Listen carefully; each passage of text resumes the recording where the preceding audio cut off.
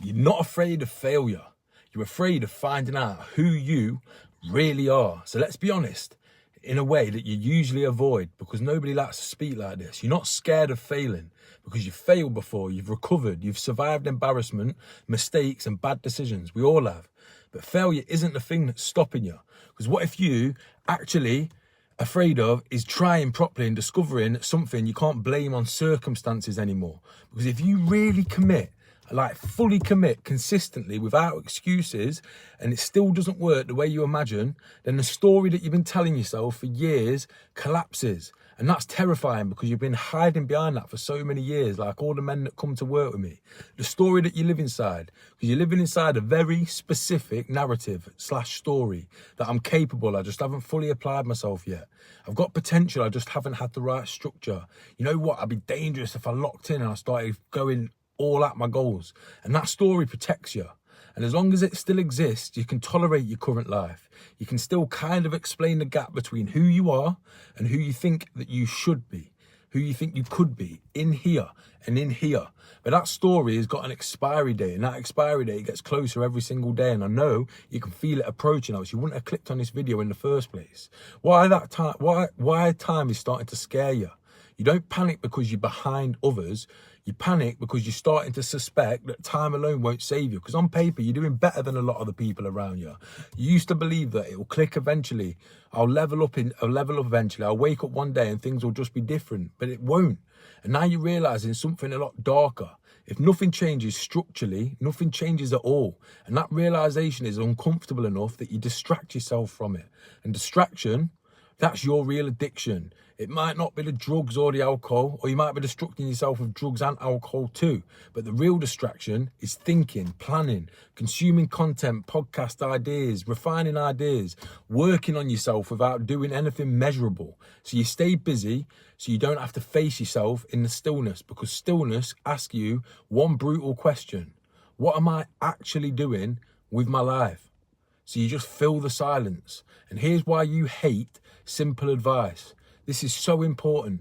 You hate simple advice because it removes your intellectual superiority, thinking that you're too smart for it. Train consistently, sleep properly, do mental daily work, build daily non-negotiables. You already know all of this. I say it in every single video. And that's exactly why it bothers you. That's why you're watching this today, because if the answer is so simple, then your problem isn't ignorance.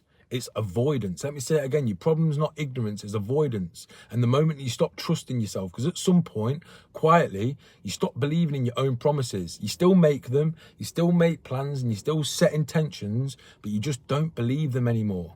That's why it's starting to feel heavy and life's starting to feel heavier, because every new commitment carries the weight of the past abandonment. And instead of rebuilding the trust slowly, you just avoid commitment altogether, and you call it being realistic. But in reality, it's actually just self-protection. Because here's exactly why half commitment feels safer. Half commitment lets you stay hopeful without being exposed. So you can say, I'm working on it, I'm getting there, I'm still in the process. But those phrases are just emotional numbing agents. And they numb yourself out of the discomfort of not moving forward. But they also keep you exactly where you are, exactly where you've been. Because here's the truth about waiting until you're ready. Because you're never going to feel ready. Readiness is not some sort of magical feeling. It's a byproduct of repetition and getting ready.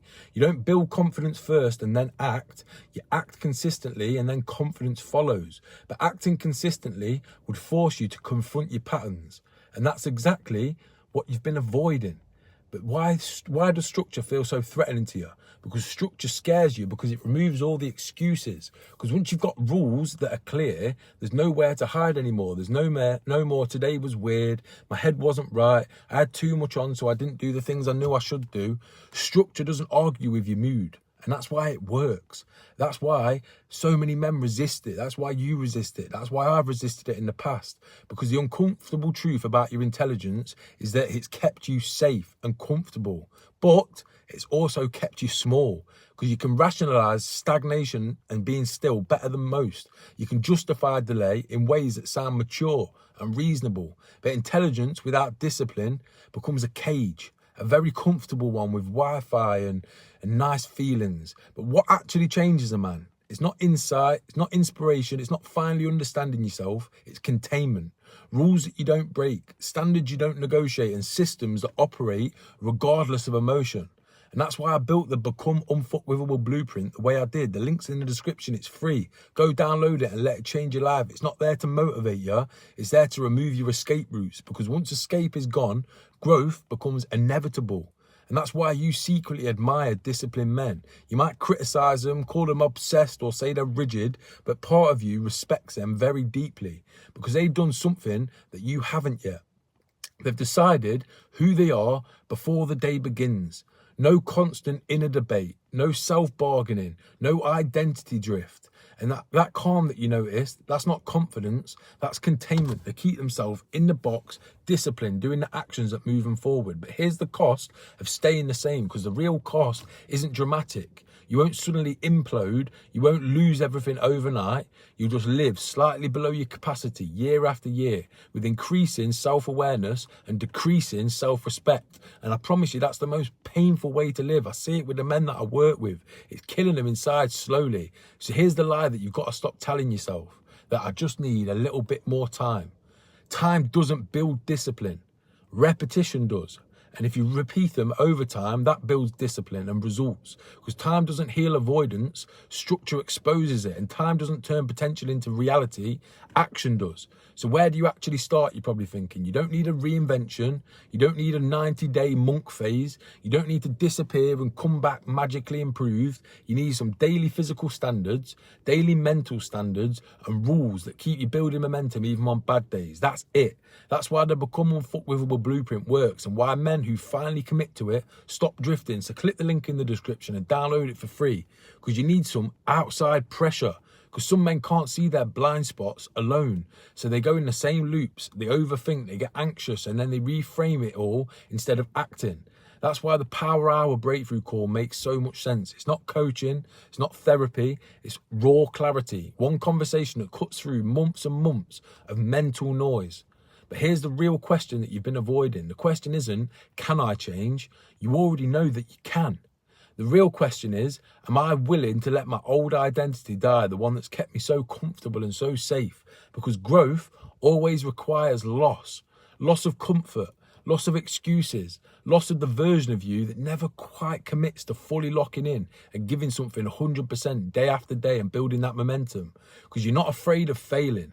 You're afraid of removing every excuse and finding out who you really are behind all the masks and the excuses. And until you face that fear, nothing changes. But the moment you do, everything does. You can start leveling up and becoming the best, most powerful, happy, locked in version of yourself, mentally, physically, unfuckwithable.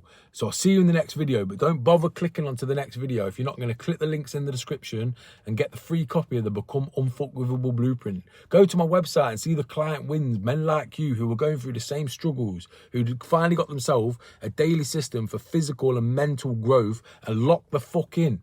And life will never be the same for them in the best way possible. So I'll see you in the next video. Let's go.